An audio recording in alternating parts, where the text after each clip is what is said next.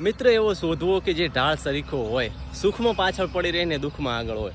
મિત્રો, જ્યારે 1971ની અંદર જ્યારે ભારત પાકિસ્તાનનું જે યુદ્ધ ચાલુ હતું, તે એ સમય દરમિયાન જે પાકિસ્તાનના ફેવરની અંદર અમેરિકા, પછી ઇંગ્લેન્ડને જે ચાઇના અને ભારત ઉપર આક્રમણ કરવા આગળ વધી રહ્યું હતું, ત્યારે આપણા પરમ મિત્ર રશિયાને જ્યારે ખબર પડી કે ભારત સંકટમાં આવી રહ્યું છે, ત્યારે એ ભારતની ફેવરમાં આવી ગયો. અને જે બધા આ દરિયા સીમાની અંદર જ્યારે આગળ વધી રહ્યા હતા ને, ત્યારે આપણો પરમ મિત્ર રશિયા એમની જે સેના હતી એની એકદમ સામે આવીને ઊભો રહી જાય છે.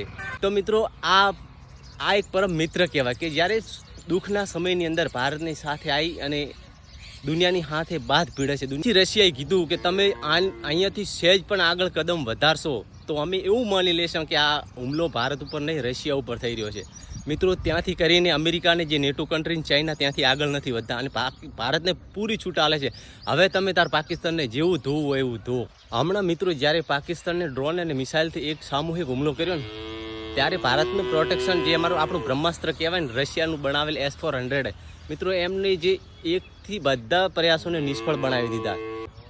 તો મિત્રો, આ બધું જાણતા આપણે જે છાવા મૂવીનો જે ઓલો ડાયલોગ છે ને, એ યાદ આવે આપણને. હો, हम नमक है महाराज, तुम नमक नहीं।